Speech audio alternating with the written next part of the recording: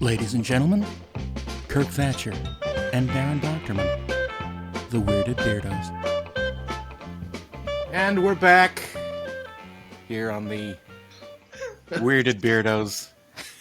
With our special guest.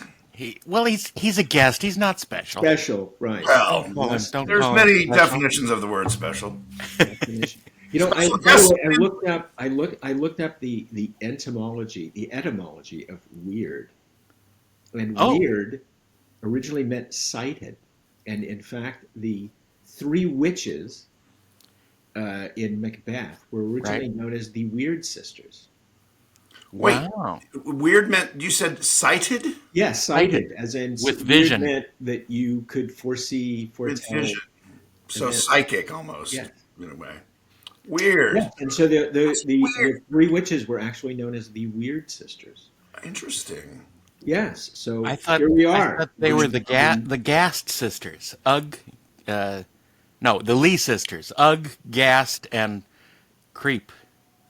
And Fug. And Fug. Fug. And Sneezy and Dot. This is my daughter, Fugilia. All right. Hello! We're off to a brilliant start of part 2 with Alan.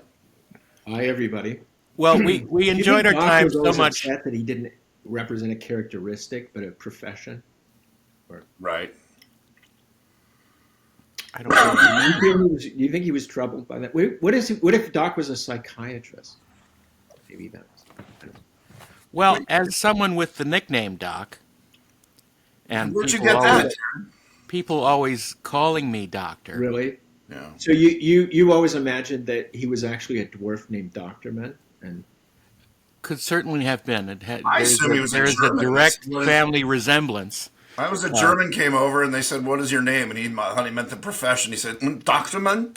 I'm like, all right, you're Doctorman. No, actually, it means son-in-law. It's the word is Dutch, and it's Dutch for dochter is for daughter, so it means daughter's man.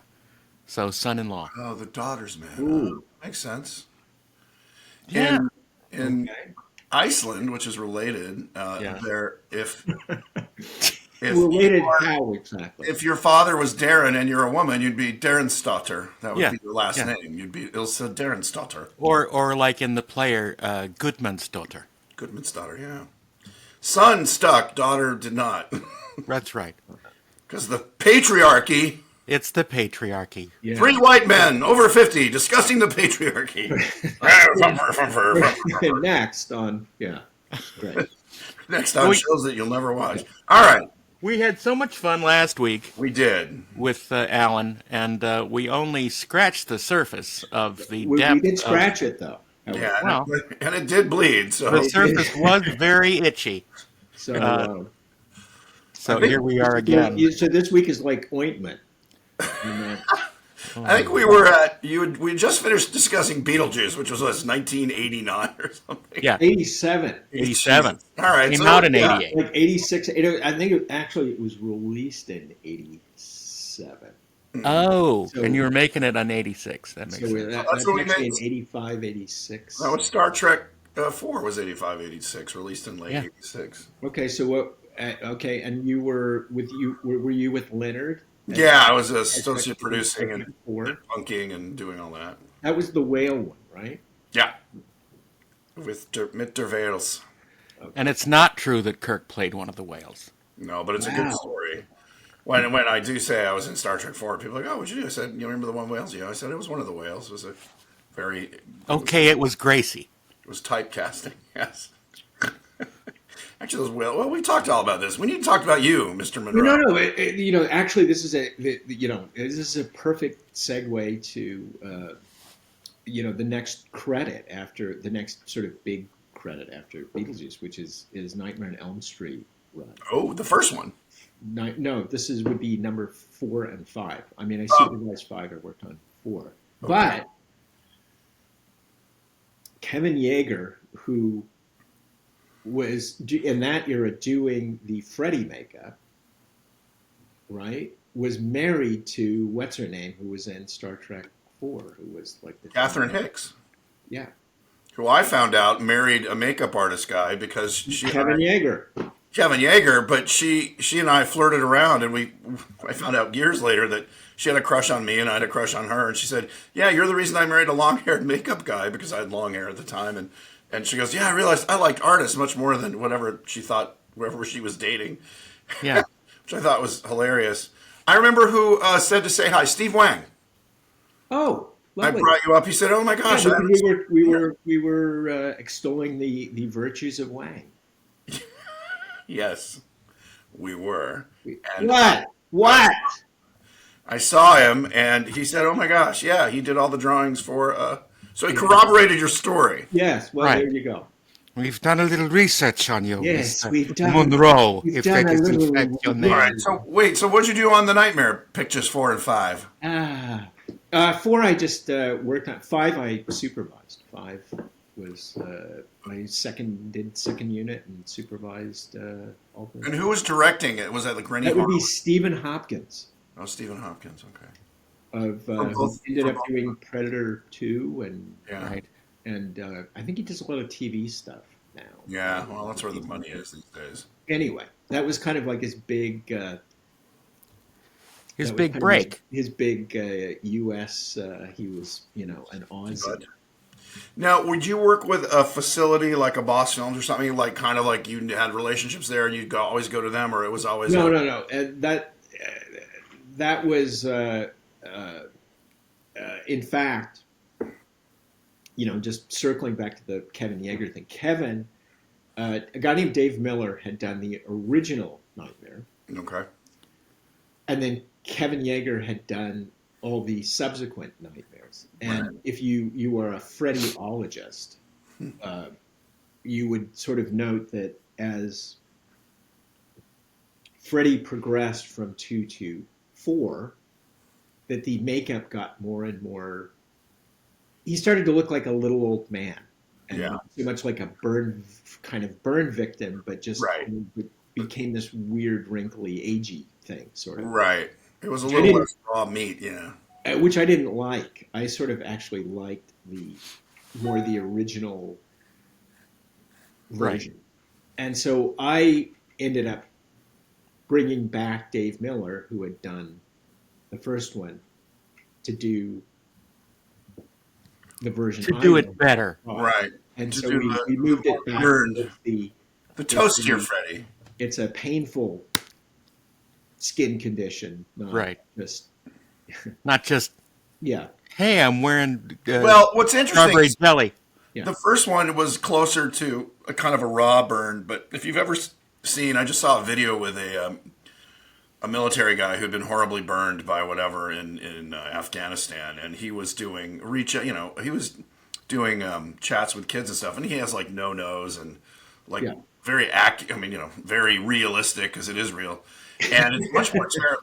Much more This is the terrible. most realistic makeup job I've ever Yeah. seen. Like, Well, it's funny because a buddy of mine, Andy Clement, did the reboot with Jackie Earl Haley, and they made him look like a real burn victim, and it was not. yeah, More like Mason Verger from Right. the Silence of the Hannibal. Yeah, Hannibal. Where it's just people are like, oh fuck no, because Freddy became sort of not cute, but you know what I mean. He was fun. It became like a clown makeup. Whereas when you He's like a clown. He amuses you. yeah, exactly. How sweet, fresh meat. He makes bad puns. Yeah, the real burn victim is not like it's too real. I think It's so. not pleasant at all. No, why I would- hear it's not. It doesn't feel good either. So you were visual effects on that? yes, I supervised and Right, shot all so- the second unit and shot So you big, did. actually a big portion of the film. So did you freelance again the VFX companies, or you just hire like It I'm was hiring all this guy? just various guys doing various. So Store like, wallet. like, Okay. I don't know how well you know the community back then, but let me see. So Dave Miller did Freddy. Bob Short did some stuff. Rick Lazzarini did some stuff for me on that one. But these are all physical makeup effects. Or Yeah, prop- these were all makeup I'm talking about effects. with this effects. And I then guess. visual effects, I did most all of that was I did with Pete Coran. Oh, sure. Pete Okay. was always my main. That's what I was asking. Was he? There was a back pocket guy. Visifex, I'm always going to, and that's Yeah, different. I mean, for that kind of stuff, it was pretty much all. I mean, I would only do, like I did some stuff through Apogee, and I did some stuff through. I did a lot of mat work through. Like on that one.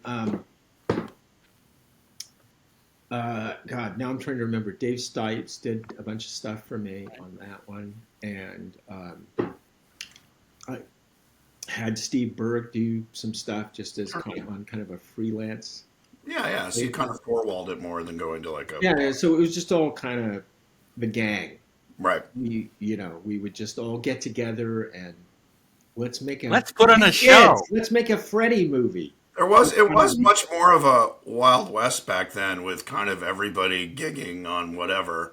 Yeah, yeah, And then like, I mean, ILM was kind of the first, but then Boss followed pretty quickly after, and then Rhythm and Hughes a little later. So they became the big effects houses.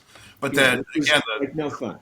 well, and also the overhead usually killed the budget for smaller films. But anyway, so then like Doug Beswick did some stuff for me Yeah. on that. Doug did some stuff. Ted Ray did some stuff for Oh, me okay. on that. Who else? Everybody.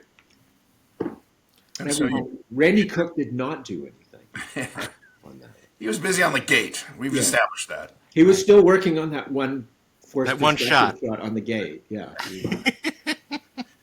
And Peter Jackson snapped him up a few years Yeah. later. So Yeah. Anyway, there was some. One of the great things about working on Freddy is I do not know whether this is still true, but one of the big secrets about Nightmare on Elm Street and Freddy was that a huge portion of the audience was black, and they actually the black audience actually thought Freddy was black. oh, interesting. And so we actually went to a preview, like a sneak of the film I attended that was in like Compton. Mm-hmm. And it was just like an out of body experience, this watching this, because everybody was just in there like yelling at the screen. It was Right. like this amazing, like interactive cinema event. Interesting. Yeah. So it was revenge porn for African Americans. Because it was like this guy who was like this Interesting. alter ego who was Never coming knew back that. and like killing all these like white. Yeah, exactly. Attractive white kids. Yeah. Yeah. I mean- in the most, like sadistic ways. I was also, at the time, I don't know if I'm still the record holder, but at the time, for a Nightmare on Elm Street film, I held the record for the most number of X ratings issued before they could. They finally got an R rating, 13 or whatever. and that was all about a sequence I did where there was a girl who was trying to be a model, and so she was dealing with anorexia.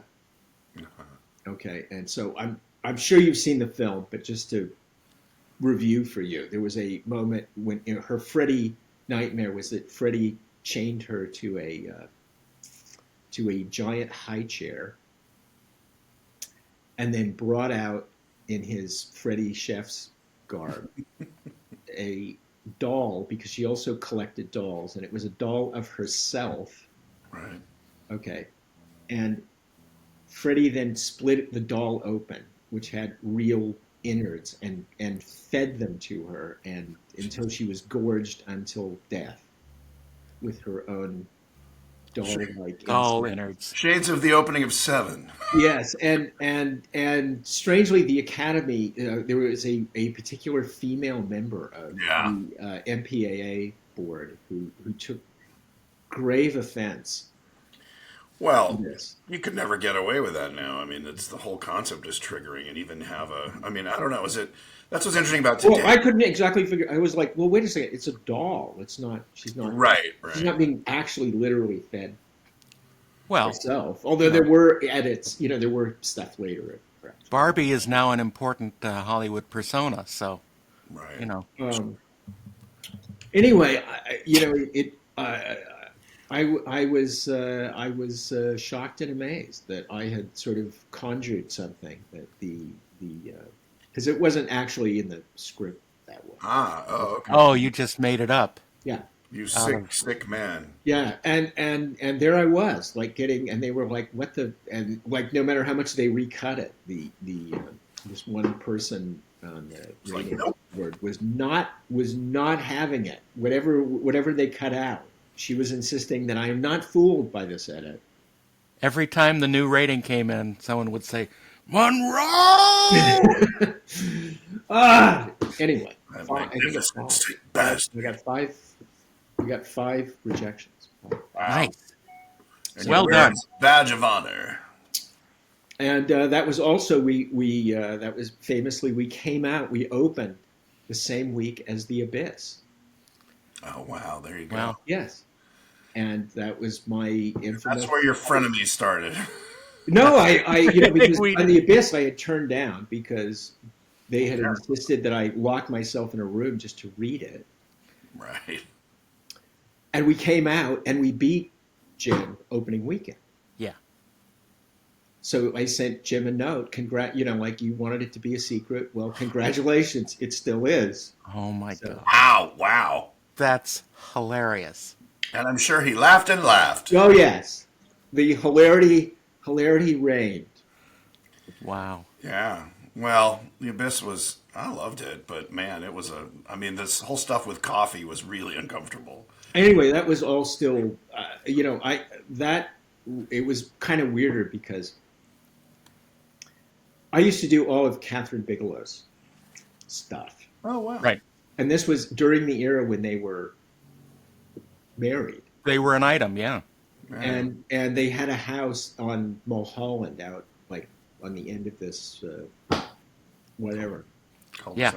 And so I was actually out there like all the time because I was doing stuff with. Did you work on Near Dark? I did. I love that Oh well. Yes, And- that's how actually we met on. I think I met her on The Hitcher, but then I worked on. Did you do anything on that music video that and then she was worked in, on that she all the directed? subsequent, or did Jim direct it? For or uh, perhaps I think we're out of sync. are we? Am Can I you out hear of me? sync with you? I think you were for a little bit. It's Really? fine. Maybe that was deliberate. I don't think it was. Really? I You don't don't know why you weren't laughing at this joke. Clever? Because I'm wondering if you knew of or were around for the music video that she did for Bill Paxton's band Martini Ranch Oh, that they man. shot out in That sounds really familiar. yeah Right? They shoot it in Ojai. somewhere out Bill had a in the, ranch out there somewhere. yeah but because that was I think did Jim direct it? Jim directed it, and That she sounds right. yeah. But it was sort of I saw this at the time that I was hanging around Jim and working from his house and everything. But I remember that house that they had Yeah. because that was right after The Abyss, and it was. I spent a day there working on stuff. And there were like guns everywhere. Well, yeah. They were just stacked, like. Was he a big gun collector, Jim Cameron? Oh, yeah. They were just like lined up against the walls. I mean, it was literally Wow. like you'd have to move a Glock to have your Move the Glock. move the Glock to have your Wheaties or something. Get a coffee. Wow. Yeah. All right. So was that after? I'm just trying to keep a timeline here. Was that after I'm not trying to keep a time. I noticed? Audiences are, we have to put. Really, they need these. It was all in that era. Yeah. Audiences are a simple, cowardly lot. Yeah, Wow. leaving the 40. Doing it for the Oh. clicks, baby. We're just doing it Hey, for the clicks. we're 53.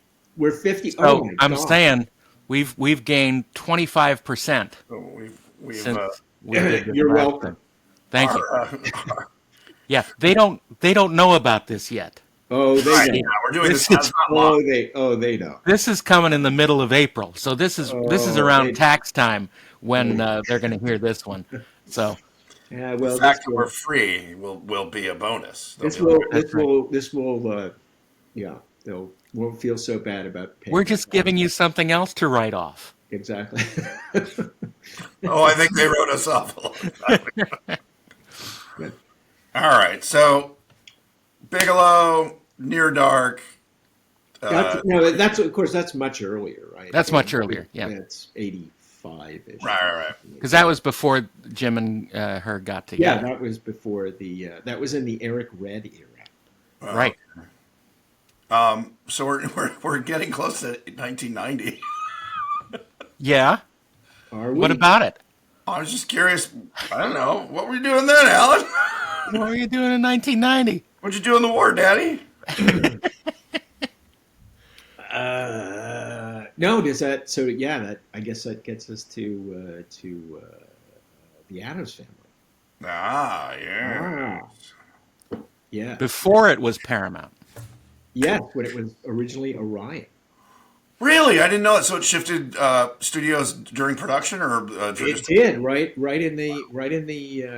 when we were still finishing it, and I was actually in on the negotiation meeting between Orion and Paramount.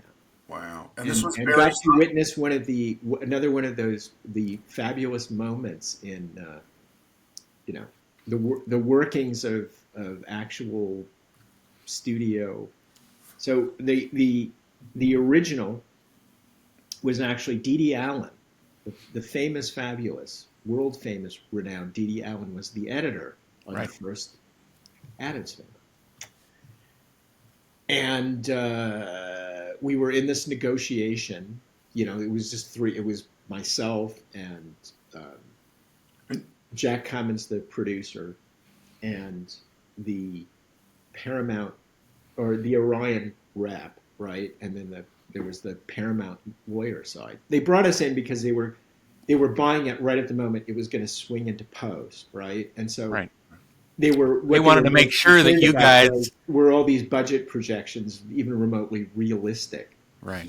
about the and during this negotiation, the Paramount rep actually said, we're very concerned about Dee Dee because Dee Allen, she's very famous for going over budget in post. And the Orion guy said, look, Dee Allen just got hit by a bus, so let's move on with this discussion. Meaning, you want her out? She's dead. Go. Let's move on. Yeah, Wow. It was just like we all went like. Wait, and Sonnenfeld wasn't consulted at all. So no, it was. That's what I mean. It was just like we're doing. Sonnenfeld's done. We switched editors on you, Jesus. Sonnenfeld's done. He shot it. He's done. They were just like Brutal. Cutthroat. Wait, this is my surprise face. Studio execs? yeah. It was the lawyer actually negotiating. Oh well, there Right. you go. They make studio execs. They were clearly they were told to do this deal. So So are you saying? no, essentially- and by the way, they said so we've looked at your budget and we don't think you can do it for the money that's left in there. And I was like, well, of course I'm going to do it for the money that's in there. And they said, how do we know that? I said, because you're not going to give me any more money.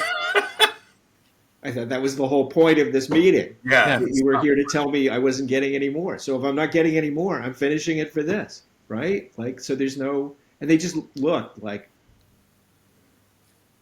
Well, I found that studios or TV studios all the way to networks and big studios, they treat you like we know you're lying. Yeah. We know this budget is super padded.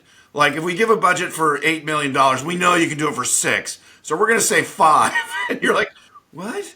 And it's always that. It's like, you know what? This is you're making it too easy on yourself, and we know it. So we're going to cut your budget and give you, a third less. And then you're like, okay. And then they still treat you like we know you're stealing us from somehow. It's so weird. We don't know how quite yet. Not to digress too far. Was all of the Muppet stuff? Were those all like SAG puppeteers? Yeah.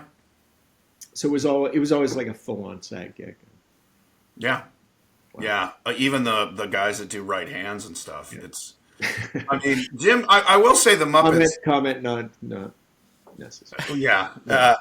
But Jim, the way the Henson Company was organized, the puppeteers were at the top of the. Unlike every other company in the world, the puppeteers were at the top of the pyramid, not the bottom. Where every other company, the actors or puppeteers are like, yeah. The thing about puppeteers is you can't just go cast 100 new people to play Kermit or something. There's maybe 8 who are talented enough. So the puppeteers were treated really well. But I did want to ask, back to Addams Family, was Sonnenfeld cut out, or was he involved in editing? Did they get a new editor? Oh yeah, no, he was around for all of it. He did the sequel. So. Right. Oh, I know. I mean, he was very much a part of the. Oh, okay. And did they change editors? editors? It was Dee Dee. No, Dee Dee cut the. Okay, that's what I thought. Okay.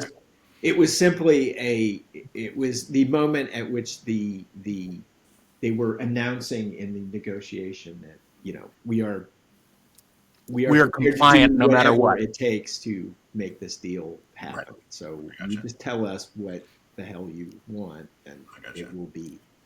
Because I thought at first picture he knocked it out of the park. I mean, it was a strange and arduous. What was arduous about it? I mean, every job has its own, difficulties. But what was arduous about that film? In English, please. Not in crocodile. Okay. So Addams Family. Where to begin? Okay. So it was brought on. I took this very famous meeting with Scott Rudin, the producer, who actually knew me from. He was actually the head of production at Fox when Fox was trying to have me do kind of with Predator and kind of stole me away from Beetlejuice a little bit. And so he sort of knew of me from that connection. Right. So anyway, he was producing, and I met with him and Barry, and they were like, what should Thing be?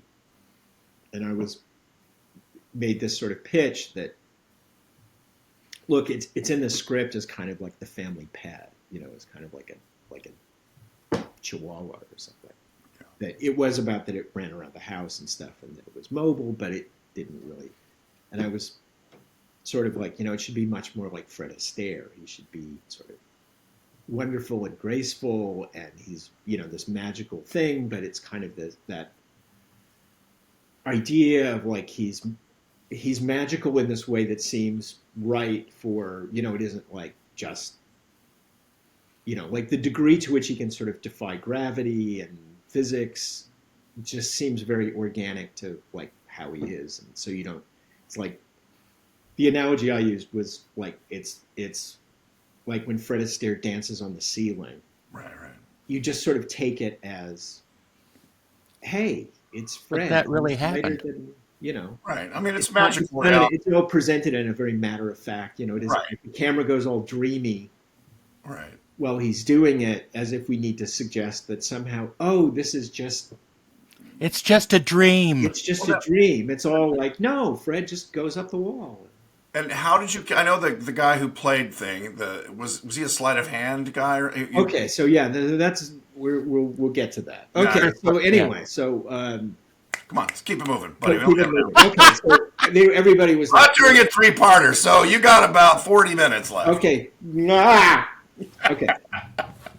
So, how were we going to do thing? And I was like, well, we'll figure out the shots first, and then we'll figure out, but, it's going to be a real hand, but I don't want to, one of my other sort of big propositions in all this, I did not want to blue screen the hand because it would feel too dissociated. So I was sort of like, no, I want to work this out. So we're always splitting.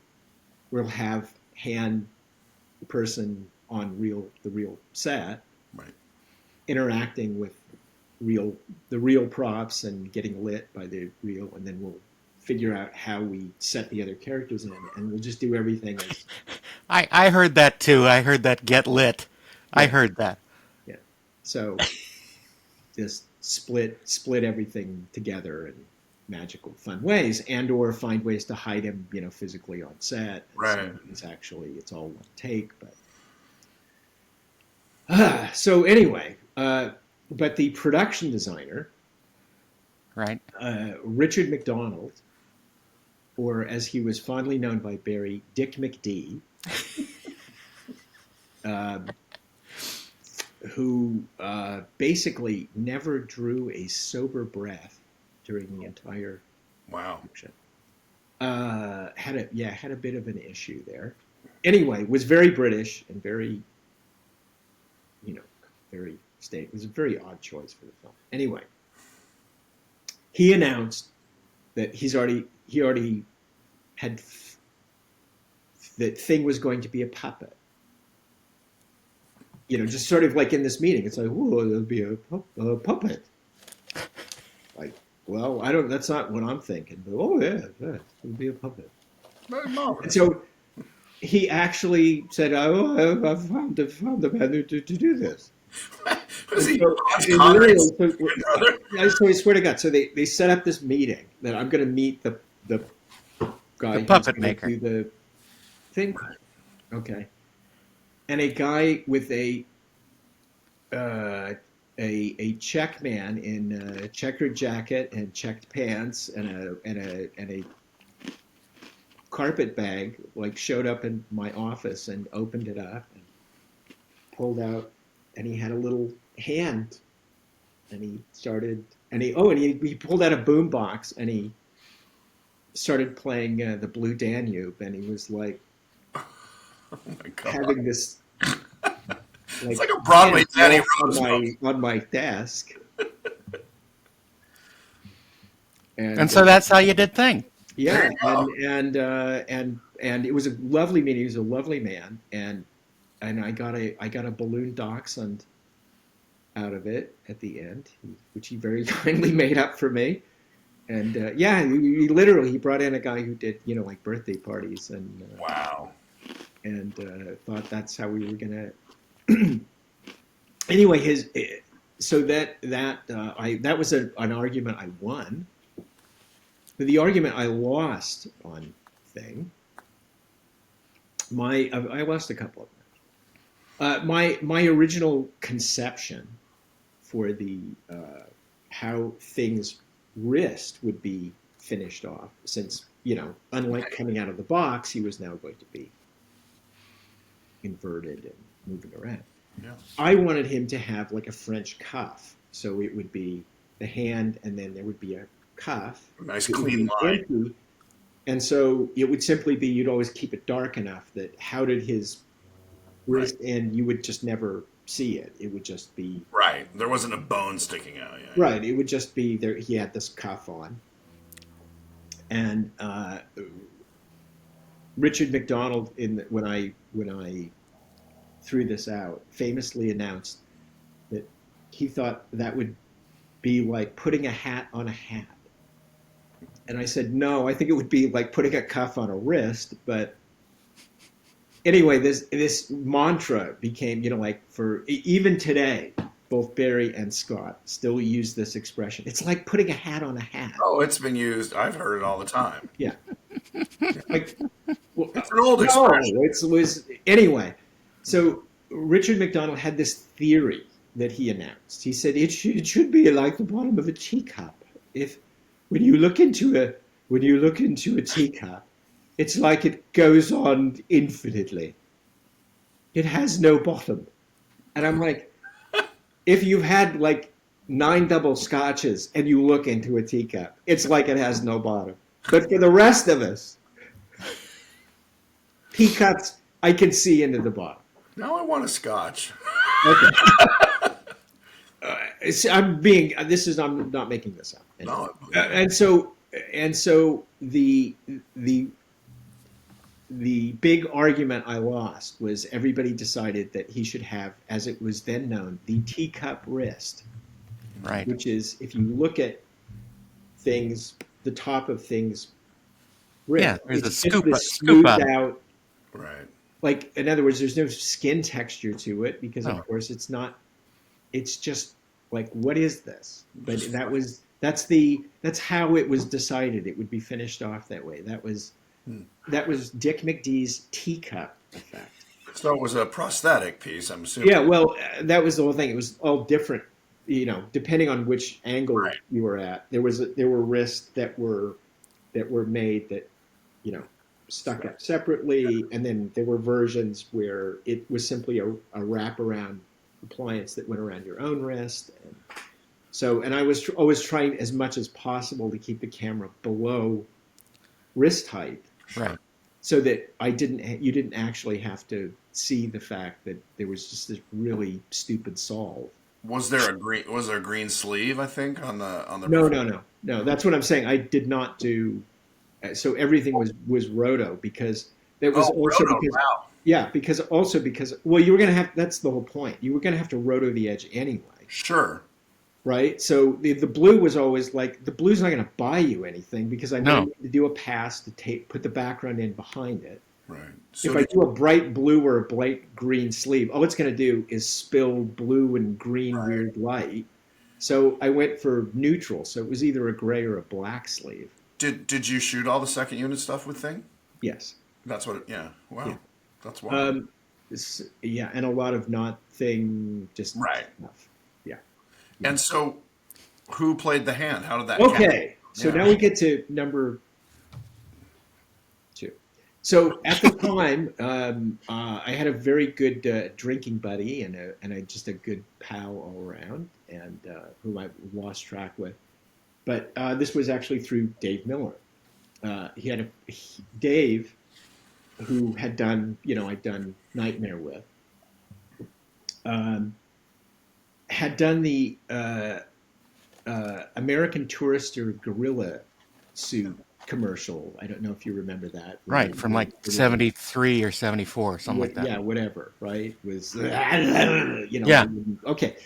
The guy who played the gorilla was a guy named Don McLeod, That's right. who was Don. Yeah. Wow, okay. Not really well. He was blue. He worked with Rob Bottin too. And, Yeah, and Rob was, yeah. Anyway, and I think actually Don's most interesting claim to fame, Don, aside from the gorilla, right? He was actually Robin Williams' shadow in Peter Pan. in Hook. Hook. Yeah. Hook. Yeah. Whatever.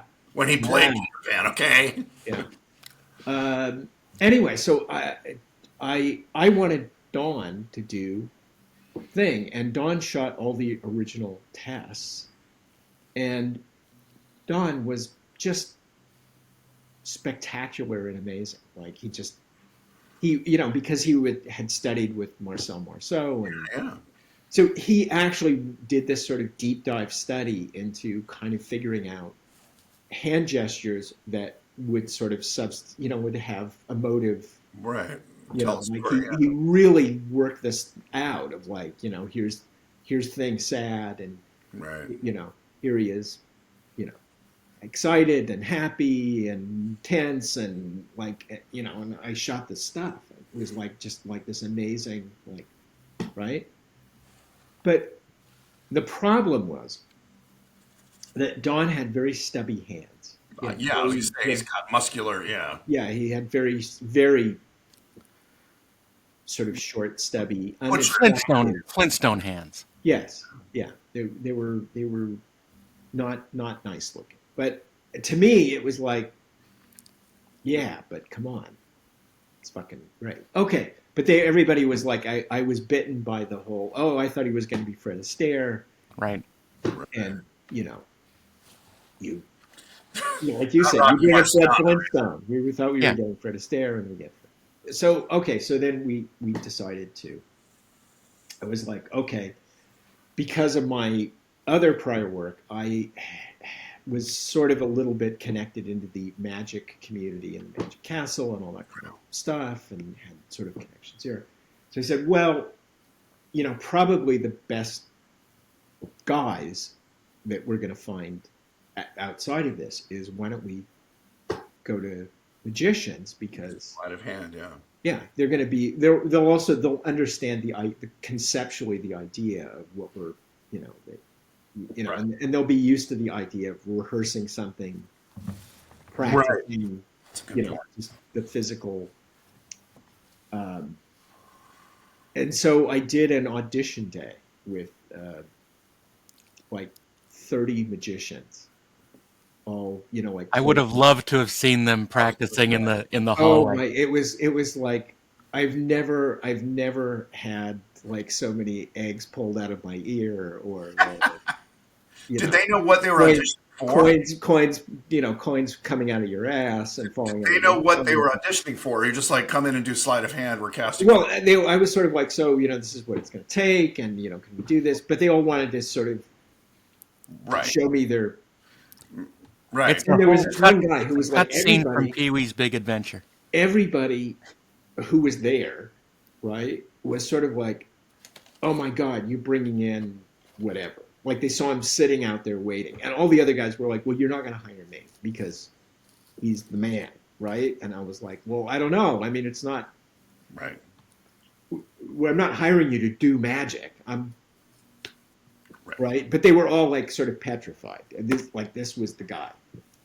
So this finally, it's like his turn, and he comes in and he sits down, and he literally, hi, how you doing? And I'm just trying to make small talk with him, right? And the guy actually, like puts his hands down, and like, all of a sudden he's holding a turtle. And I'm like, okay, whatever. And he says, thank you very much. And I'm like, I didn't say anything, right? And I mean, he's he can't hold a conversation. The guy is like, pulling flower pots and a dozen roses and out of places. And I mean, it was amazing, but it was like, dude, we're interview for a hand part for a movie. I'm not. It's not for a birthday party. Yeah. He knew that. He knew his. Yeah, no. It was just like he just had this Right, his shtick. Yeah. shtick, and he just did it. It's like, and he wasn't fazed by any. It didn't matter what I Right. did. He had these 9 tricks Right. worked out, and he was gonna Do them. do them, and that was as far as he. Like somebody has taught him, like, don't you let them control the interview. Like, Right. Right. you take charge. Okay, whatever. Okay, so Anyway. you hired him. You're right. So no. So the guy we hired, that I'm still, I guess you would say, nominally in touch with. He was actually a lovely man, a magician named Chris Hart, who had beautiful long, Fingers. Yeah. beautiful long hands, and was Spider-like. Yeah. it was very. Quite apart from everything, he's very game. Like he really took the job seriously, and he really worked incredibly hard at it. He was actually his claim to fame at the time. He was actually worked with David Copperfield, and he was actually doubled David Oh wow. in a lot of David's most famous. Right. A lot of those TV special. Right. David, going through the Great Wall, and David, so Chris was actually the other David. Right. A lot of those kinds of. Right. Don't know what I'm allowed to talk about or anything else. But you know, like as you know, a lot of Yes. you cannot pull a rabbit out of the hat if there isn't already a rabbit in the hat. Wait. Whoa, whoa.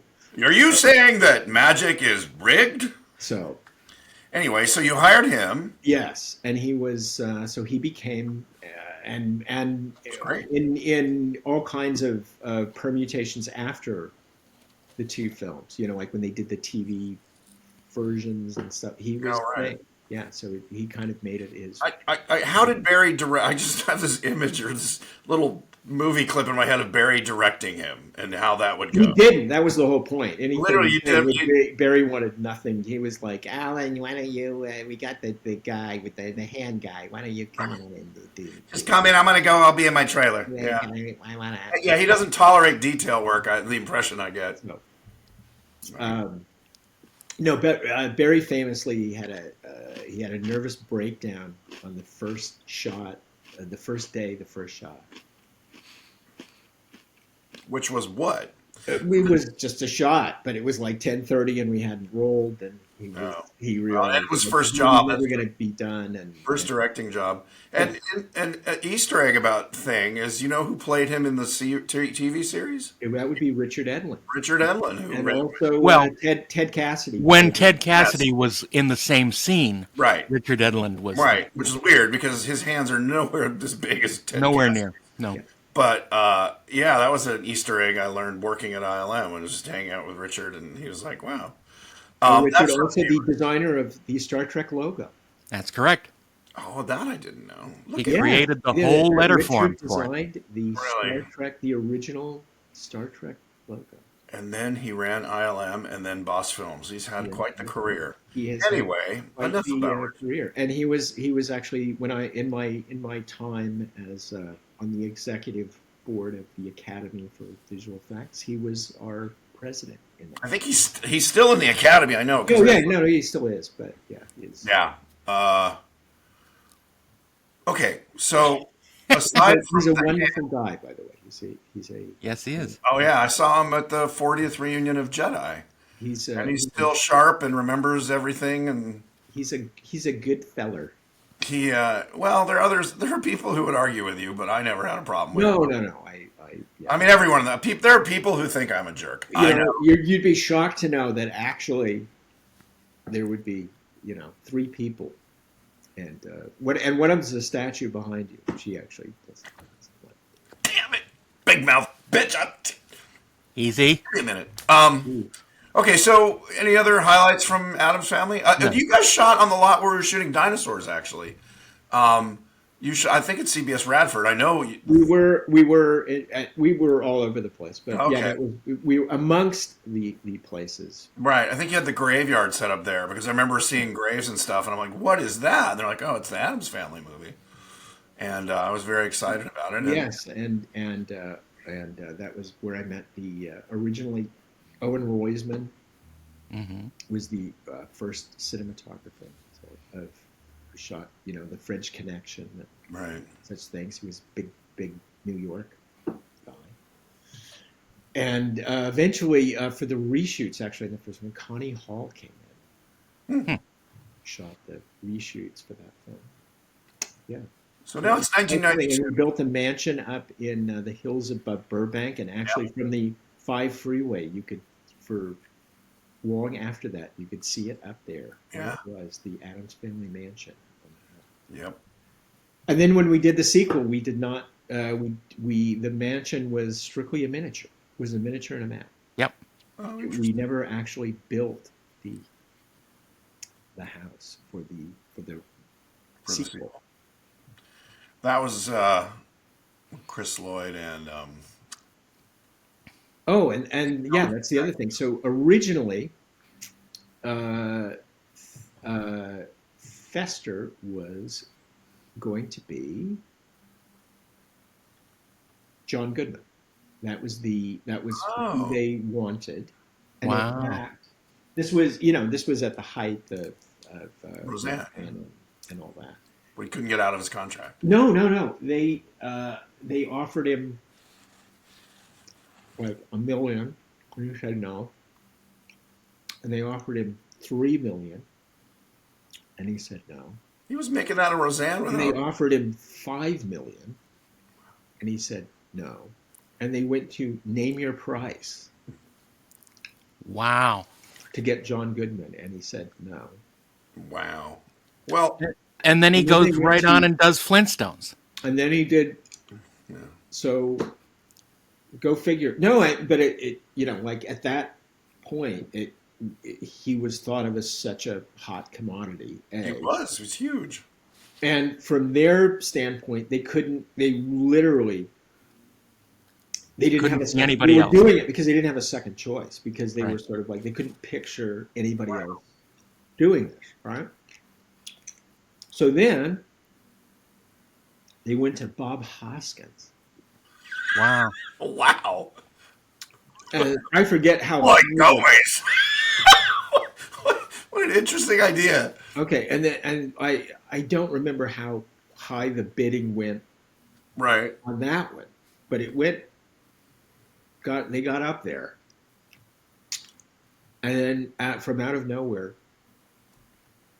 it was suddenly like, oh, it's Chris Lloyd is doing it. It brought such a creepiness to it that, I could see going from Coogan to John Goodman, weight and size and everything, and sort of that affability. But man, Chris Lloyd made him so delightfully creepy. And, just. Well, and so originally we were going to do this fat makeup on, like the whole prosthetic. Oh, and we right. actually Right. did versions of it where it was like the cartoon version, like that. Right. This Right. shaped head and Oh, light bulb head, giant prosthetic, and we did like different variations on it. And Chris was like, like after sort of 2 sessions, was like, you know what? Somebody get me a razor. Yeah. Seriously. And Yeah. he just literally just, like, and kind of, went into his whole, Yeah. when Yeah. everybody was like, great, that's who he is. Well, it's funny because he looked more like Cousin Eerie or Uncle Creepy, Uncle Creepy from the, if you look, what he looks like is bony with the. Yeah. But man, he made it work. Like I thought it was a great new version of Fester. No, he was, and he is he's the best I've ever personally worked with. He's a great Klingon too. He is just amazing. He's a sweet guy. God. It was on Star Trek 3 where I was the Klingon dog puppeteer and did some other ILM stuff. He was very into character. He was not fun like Chris on between takes. He was always very he kind of stayed in that Really? angry, intense thing. So I was like, wow, that guy's kind of a. That's exactly what Walter Koenig said, because he and Chris had gone to acting classes together back in the 60s. And he said, well, I've known Chris for so many years that I had no way of talking to him or even seeing if he recognized me from back then.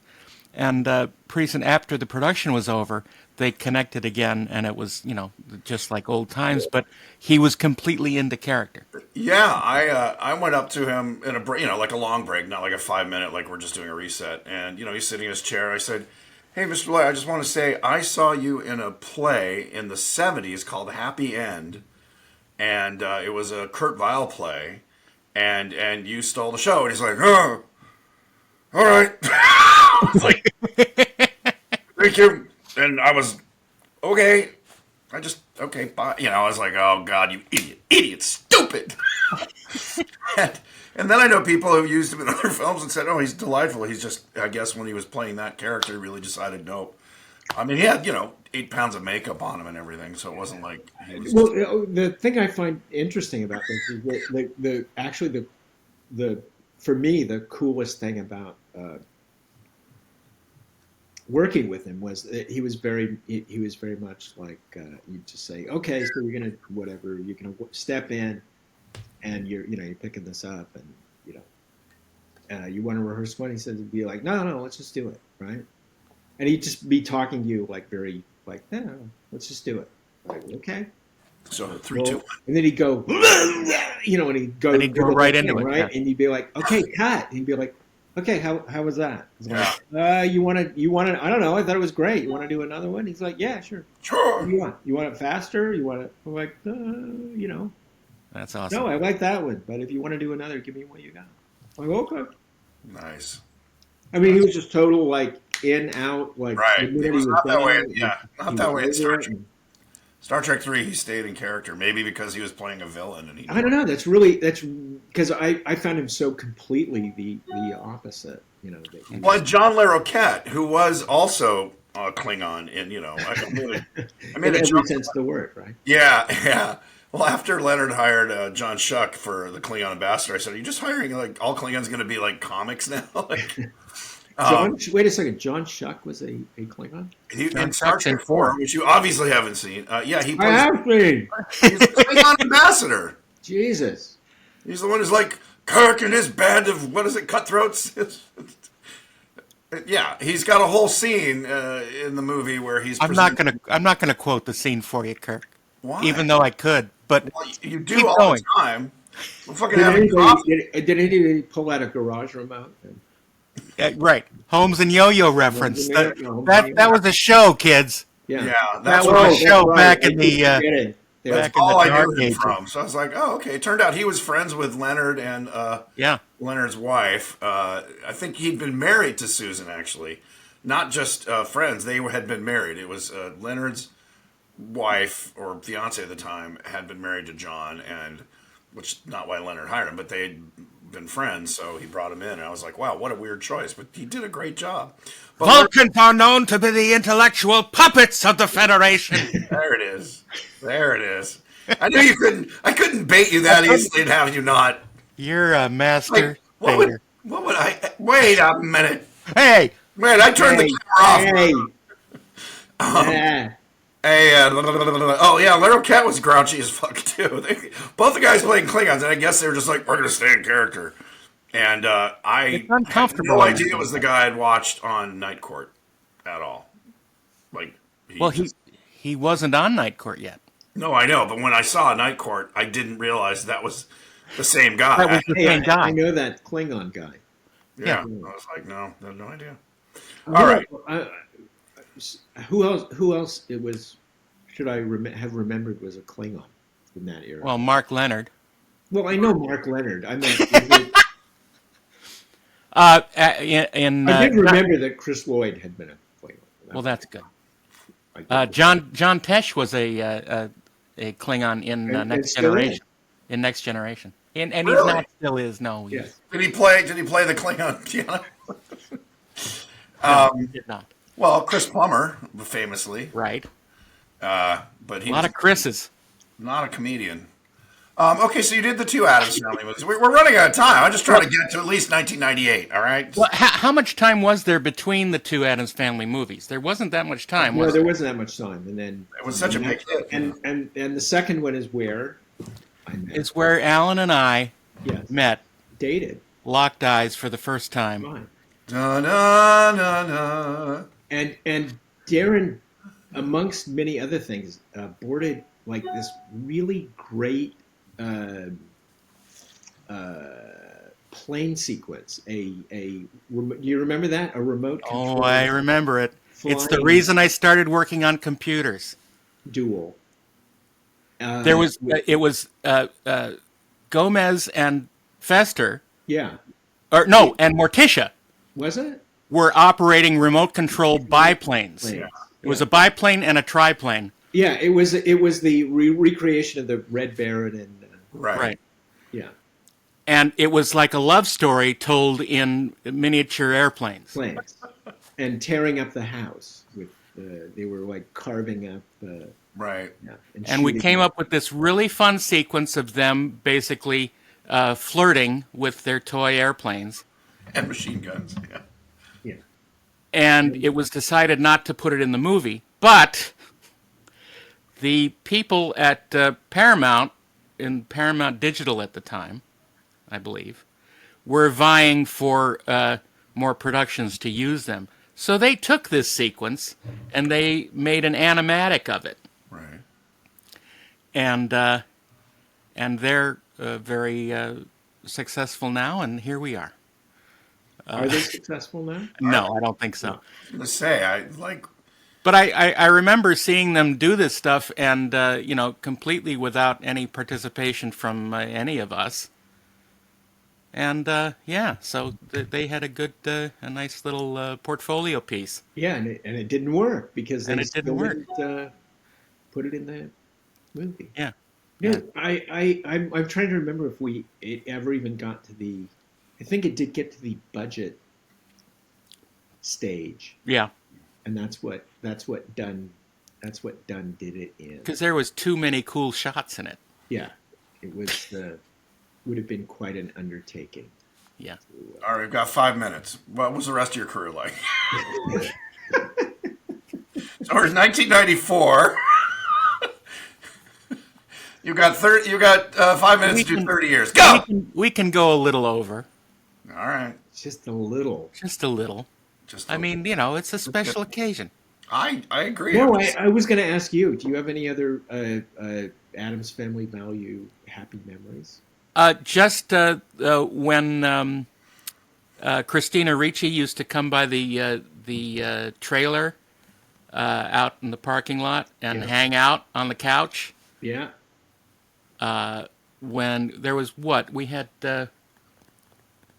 you and Brian and Laura Buff and Well, Laura was only briefly at the beginning. no, I know, but she was in the trailer. I remember. Yeah, she was in the trailer. Uh, And the but teaser. Right. Yeah. I just remember that being so much fun. We had a trailer on the back of the Paramount lot, which was Right. dubbed by everybody the Love Shack, Right. and we in fact used to answer the phones there, Love Shack, That's great. and it was known. In fact, for many years after, as long as that trailer was there, it was still known as the Love Shack. When we went Wow. to the Paramount. Well, because of its smell. Yeah. Like what, Darren? Like creativity. Yeah. Kurt. Oh yeah, I know that. Like I mean, literally. Teen Spirit.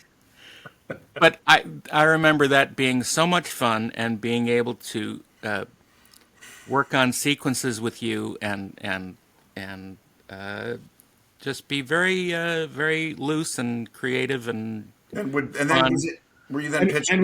and we set a record with that film at the time, which it might still stand. So the second week of the Addams Family Values release was the biggest audience drop off for a second week in tracking history. You don't brag about those, Alan. That's At that's not. at that point. It's why my career suddenly takes a big left turn, because at that point, like before the movie is released, I mean, Forrest Gump is going on, and they're talking, Paramount's talking about that, and they're doing the what are the Tom Clancy books? Oh. Yeah, Clear and Present Danger. Yeah, all the Clear and Present. They're doing all that shit, and they're talking to me about we really need somebody to do all that, and we really need somebody to take over this, Right. and then and it was actually that was in the Sherry Lansing All right. Yep. era, and after the screening, Sherry, she comes up to me and says, really want to talk to you. We've think this movie is just going to do great things. And, we hear you, all the stuff you did on it. We really need to, talk. Second week. Hey, Sherry said she wanted to. Oh, she doesn't want to. Lansing is Oh, busy. okay. She'll talk. She'll call me. Okay. Nice. Yeah. So were you put in second unit director jail? Or I was just in Just general just jail. like I want to ask though about, you were talking about doing storyboarding sequences and working together. Was that in the script, or were you guys coming up with stuff and pitching to Barry? yeah, just kind of Just coming up with Riffing. gags. and then Barry would go, "That's great," or Oh, I get it. That's funny. well, but I think that's something that general audiences I didn't really know until I started storyboarding that uh, the storyboard artists are kind of co-directing in a way in terms of coming up with ideas and things and figuring out how to shoot them. Obviously not. I'm not trying to take away from the name director, but Why board not? artists are halfway. Is there a named director here? I mean, But the named director on the are you project, thinking one of the 53 people watching is yes, Right. one of them. No, just obviously the director is the umbrella, but board artists come up with a lot, very much like in animation, Yeah. where it used to be called gag guys. And I think a lot of people are surprised to find that out because they just think you go in. I mean, a Jim Cameron movie, it's different, and Hitchcock too. Not necessarily on a Jim Cameron movie. Well, he's not doing gags, but yes, he might bits. I'm just saying he doesn't have a sense of humor. I mean, that's my biggest beef with his films. They're humorless. They're good, but they're humorless. you noticed, did you? Yeah, and when he becomes number 56, he's gonna be pissed at me. But they're great But movies. you know, by the way, you do know about the infamous, the Terminator, the first test screening of it. No. So Arnold comes on, and the first utterance, this Teutonic whatever voice, and the audience titters. Yeah. And then he says something else, and the audience, it turns into a giggle. By the fifth line, Arnold is there, like people are every utterance. They're on the floor. Jim is in the bathroom throwing up uncontrollably because, of course, he's convinced that because he thought it was like this incredibly he thought it was exotic. Scary Nazi voice, yeah. yeah, and he's like vomiting because he thinks it's over, right? Like, and it turns out like they get the cards and everybody's like, oh, it's so great and that's so hilarious that like this. Right. Fuck off. Yeah. Give me a card. Like this guy, I'll be back, and like everybody's roaring, and he was like literally he didn't get the joke. And the movie's a hit because I just watched a whole like 2-part thing on YouTube about the making of Alien 3 with Fincher, who I have been friends with for a long time, and I knew him. I mean, it was all done in England, but I remember when he came back, and he was same thing. He's like, my career is over. I'm never going to work again, and just the nightmare that he had to deal with Hill and was it Geiler? Yeah. And Hill. What nightmare producers they were. But it's funny, the first films for a lot of directors, they're like, I'm doomed. I'm never going to work again. And then they become the biggest names in the business. Yeah. actually, interestingly, the same thing on, just moving back to the late '80s with Stephen Hopkins, who, Nightmare 5 was, first, and exactly the same thing happened after the first preview. He literally he spent the entire night with me, like sobbing uncontrollably. Oh, wow. He'd blown the whole thing. He totally fucked it up. It was all a big mess. Well, I mean, And interestingly, I learned a lot actually sitting there that night, like parsing through like the movie about, I got to remember that. Yeah, that's a big problem. So it had mostly to do with learning about, emotional continuity, emotional timelines and things. in a movie. Yeah, well, one of what you learn, this is actually subsequently something that Mr. Wise later confirmed with me and talked about with me. But this idea that if you leave with somebody happy and a big smile on their face, right? How a movie works is even if you cut to 5 years later, and the guy walks into the room, he has to be happy. Oh, interesting. You may transition him out of being happy within 10 seconds, but you always have to keep the emotional continuity correct. So if there's a line exit connecting everything. happy, he's got to start the next scene happy. And I think Wow. If he's unhappy, you have to start, because otherwise the audience will feel like, oh, so wait a second, what happened? like a jump cut, yeah, Like, what happened that I missed? right, Whereas, as long as he's in the same emotional frame of mind as when you left him, it always feels like the movie is running in perfect right. And I continuity. think that's the hardest thing for an actor. The tiny bit of acting I've done where there's more than one scene is like where because you Yeah, never where does this hook up to, and where where does does this it? hook? Where was I in the last scene you saw me? Where am I now? And Yeah, you have to match that level, even because a lot of times it's 30 seconds later, and you're just yeah. cut to a different. You've walked into a different room. But I think that's the mechanical aspect of film or television acting because you don't shoot in sequence. Yeah. Uh, No, and it was really, it was this huge revelation to me that, like, oh, I'd never considered this. But he realized that the main reason the movie didn't work, hmm. Nightmare 5, was for that reason, because it was like, oh, okay, they're wildly happy, and then all of a sudden you cut to a scene and somebody's crying, and you're like, how did we get here? That's right. It's like you're Well, missing pieces of the story. but does it work? I could see it working if it makes the audience go, "What's happening?" and then you answer it within 30 seconds. In other words, everyone's happy and laughing, and then the next thing they're crying, and you say, "Well, when Tom died, doing the thing that we're all laughing about." Like I could maybe see it working there, but I understand in the bigger picture why that would be, yeah, like a jump cut almost. Yeah.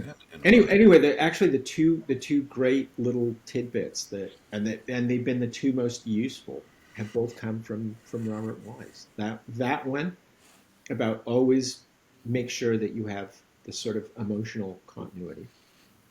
But Second, the best one he ever told me was he said, when you're shooting something, if it all feels while you're doing it, if it all feels a little too fast, if you feel like everybody's rushing through it, in Yeah. the cutting room, it'll feel just right. Oh, interesting. Yeah. So he was always like, if when you're shooting it, it should always feel uncomfortably fast. Ah, that's Because when you fascinating. get it, when you see it later, you'll think, right. oh, that feels. So That's he said, normal. if you're there and it feels right, your first You're impression should slow. always be fat. Do it faster. Well, and it's interesting Wow. because I know actors very often like to take their time with a moment, which Right. you're like, yes, you need to give it the moment, its moment, but yeah, when you're in editing, you're like, all right, let's cut to a reaction shot so we can pull out of that like long take. And again, comedy versus drama versus whatever. No, but you sort of realize that short and long are relative terms. Right, Like if right. like if you get everybody in this sort of like, no, you got to enter a room fast, and you know, Well, yeah, it's like David Mamet dialogue kind of great in a play, but in film, you're like, what is this taking? I mean, yeah, it's real, but that's why we don't. Documentaries aren't, and we yeah, put a camera down and filmed it for 8 hours. yeah, Yeah, Yeah, you put the camera down. Yeah. put the camera down. yeah, Yeah, the camera. I think Yes. that's the camera. Down. Yes. yeah, Always. Speaking of Sorry. which, I just leapt into Mammoth there for a second. yeah. yes, the camera. Yeah, Yes. Yes. fucking camera. Yeah, always. I mean, that's. I met him, Val Kilmer, who I Right. name drop often, invited me to. He was in LA shooting Spartan, and he said, "Hey, do you want to come down and watch? It's David Mamet." I said, "Yeah, I would love to see David Mamet work. I'm a fan of his scripts." And so I went. And if you've ever read David Mamet's little treatise on directing, Yeah. it's great, and it's like tell the story in pictures. Let the audience fill in the gaps. Don't explain everything, which is very, very true and completely hated by executives because like, well, why are they going? Just shut up and watch, and you'll figure. Watch You'll the learn. movie. Yeah. Watch the movie. But watching him direct was very different. He was lovely. He let me sit in his chair, and he said he was a huge fan of the Muppets. And then he said, one of my favorite jokes of ever is when the Muppets come to, there's a fork in the road, and there's a big fork in the road. He said, oh, it's just genius. And I was like, wow. I'm a guy who just considers this guy's really smart. That's just the dumbest visual pun was one of his favorites. But he was super kind. But then watching him direct, it was just like, it was all expository. Like, explain what you're doing while we're walking here, and then say, he was more in love with the dialogue, and he realized, it's not a play, but kind of everything that he had written about in his treatise it was just all dialogue, just people talking and just filming them talking, which I found kind of funny. But unsurprising.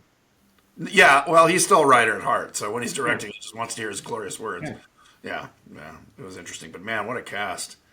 All really, high end actors. And Val was, I forget, I saw the movie and it was, not super memorable, but it was a good film.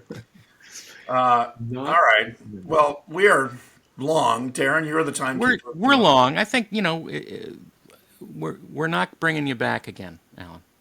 Yeah, Alan, it's your own fault. I mean, This we is like enough already. But to suffice it to say that since I've known you, we've been through various phases of work and non-work, and it's what are you been. doing now? Alan? What are you doing now? What fills your time these days? That's what Go I'm ahead. currently doing Flight Risk, Flight Risk, which is a movie. directed by Mel Gibson, Oh, wow. starring Mark Wahlberg, Michelle Dockery, and Topher Grace. Oh, Topher is lovely. I just met him. What a great guy. And what are you doing on it? I am the visual effects supervisor Super. on the show, and Topher. then we are starting a new season of Bosch.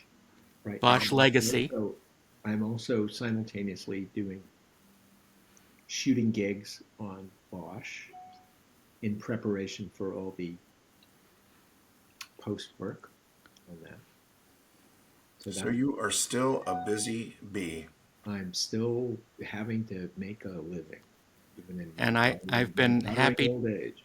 I've been happy to have been working with Alan over the past few years, doing visual effects stuff, and that's been a wonderful experience for me. Like boards or animatics or No shots. Yeah, shots. Oh, actually doing okay. Yeah. Oh, yeah. What Yeah, what did is a bunch of it? shots for Bosch, and Is it tequila or whiskey? Every show we've done. I don't. Yeah, pretty much. Yeah, And all of Ed Zwick's movies, and all of When you the. say doing shots, going in and shooting plates, or I don't know, what do you mean? well, plates are shot by Alan and his crew, and by the regular shooting crew, and then they're brought in, and You're doing post visual effects on Yeah. it. yeah. Okay, yeah, I didn't know. I'm sorry. I just doing shots That's all is right. a pretty big umbrella. Oh, very cool. I thought you were doing tequila and whiskey shots. I'm like, well, yeah. Well, those I- two, that- that one helps another. Yes, I was going to say it's almost essential. Yeah. Are you mainly in After Effects? What do you use? I'm always I curious. am personally an After Effects fellow, Right. but Yeah. we have pretty much we have everybody on all the big platforms. So Sure. we have Fusion guys, we have Nuke guys, we have Right. After Effects guys. But When- I personally am an After.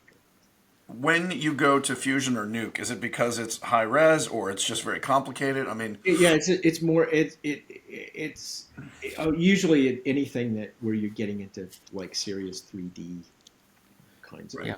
issues, you kind of have Right. to. what about Houdini? Or is that a little more? That's like It's like on this show, we've kind of delved into there's a guy who did a bunch of stuff with on Unreal Engine. oh wow. A lot of real time. Unreal's amazing. I mean, Unreal is going to be the new Maya. I mean, it kind of is become, or just everyone has it.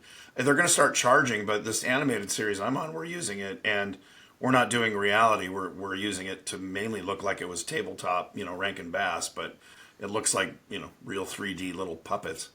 But it's amazing soft. I mean, it's very deep, and for something they give away, it's shocking. And I think effects in general, these kids I meet in their late teens, early 20s, they say it used to be like learn Photoshop and Maya or After Effects, and now it's like learn Unreal Engine and Photoshop and Maya.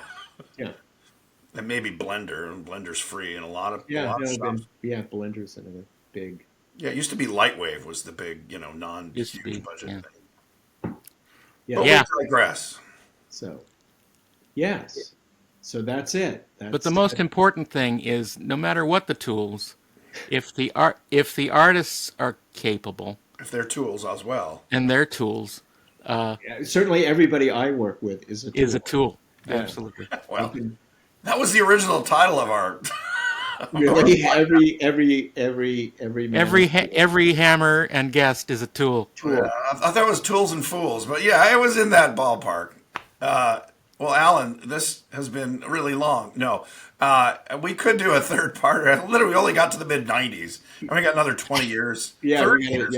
it's really we get into the whole commercial thing, and All right. Yeah. No, we'll wait. We'll do a few episodes, other guests, and then we'll come back for We'll bring you back for a third round someday. after we've done shots, and I don't mean the kind Darren does. yes. How dare you? This has been great. I've really enjoyed it, and again, shocked that we haven't met before, but glad. It is a little strange. I mean, Topher Grace, who I just met and been hanging out with. Are you still shooting, or is that in post? No. I was brought in as a fix-it guy. They had been in the can for a while, but they were having trouble finishing. He's a huge film buff. He likes to re-edit things. He cuts trailers. He really loves the filmmaking process. I'm shocked he hasn't been more behind the camera, but what a great guy. Super chill. Wow. Real easy to hang with. So there I dropped another name, and now I seem really fabulous, right? Just say yes. You seem that way. Yes. All right, what a weak ending of this. Really? Yeah. We haven't ended it yet. That's what I'm famous for. We still have another 20 minutes why. here to finish this up. No. Thank you so much, Alan. Great. It's always great to talk with you. And thank you guys. I've enjoyed this enormously, and hope We will have you back, but it won't be a three-parter because we can't make people go through that. really no All 52 of them. two. Bye. This is.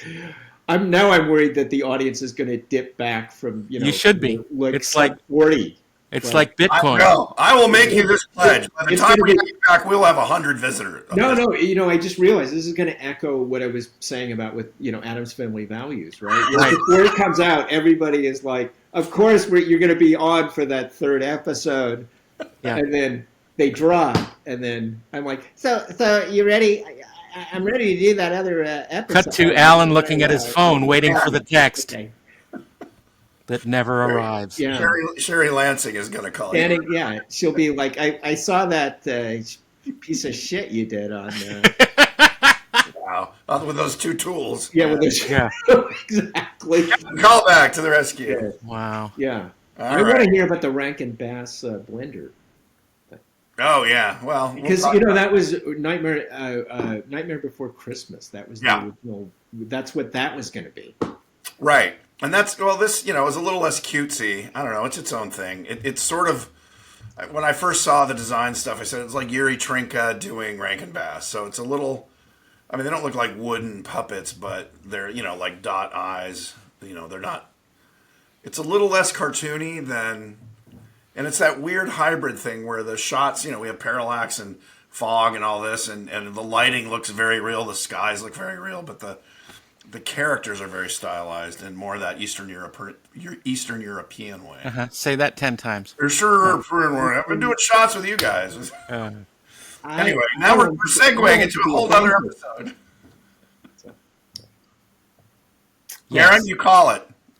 Oh, I'm calling it. I don't want to be the adult in the room.